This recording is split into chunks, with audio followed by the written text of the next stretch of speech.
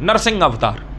नरसिंह अवतार में हमको ये प्राप्त होता है कि नरसिंह अवतार में बड़ी सुंदर सी बात आती है कि उसने कहा कि मैं 12 महीने में ना मरूं, ना अंदर मरूं, ना बाहर मरूं, ना इधर मरूं, ना उधर मरूं, सब जगह उसने मांग लिया। उसने अंत में ये भी मांगा हिरण्यकश्यपु ने कि मैं 12 महीने में ना मरूं।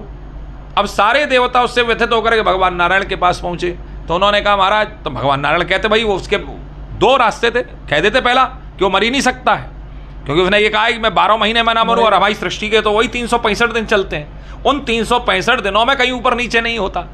दूसरा सूत्र उन्होंने बड़ा सुंदर कह देते, वो कहते मार देते यार, मारने में क्या है, मेरे पास में सर्वाधिकार सुरक्षित है, मैं मार दूंगा, मैं ही तो ईश्वर हूं, मेरे को काहे का धर्म अधर्म, और फिर अच्छे काम के लिए मार रहा हूं। लेकिन नहीं, अगर वो मारने जाते तो कहीं ना कहीं हिरण्यकश्यपु भी उनसे पूछ लेता कि महाराज धर्म तो नहीं कहता है, ठीक बात, 12 महीने में जब मैं मांग चुका हूं तो फिर आप मुझे कैसे मार रहे हैं। तो भगवान ने क्या किया कि भगवान ने बड़ी सुंदर एक व्यवस्था की, और उस समय पर उन्होंने जितनी हमारी तिथियां हैं, अब वो तिथियां क्या हैं, वो तिथियां सब स्त्री सूचिका हैं, स्त्री संज्ञ का है।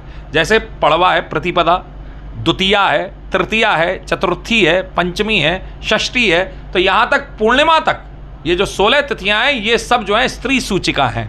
तो इनको रजोव्रत धारण करवाया, और रजोव्रत धारण करवा करके इनका रजोधर्म के माध्यम से इनका एक मलमास निकलवाया।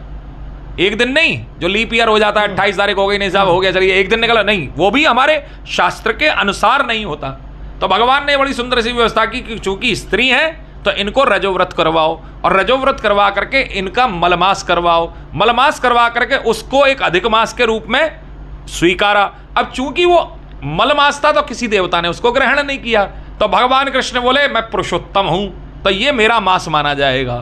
तो भगवान कृष्ण ने उसको ग्रहण किया, पुरुषोत्तम मास के रूप में आज हम उसको जानते हैं। तो ये कहीं ना कहीं, और उन मास पूरे 1 महीने में भगवान कृष्ण ने, भगवान जो है नारायण ने नरसिंह अवतार लेकर के हिरण्यकश्यपु को मारा है।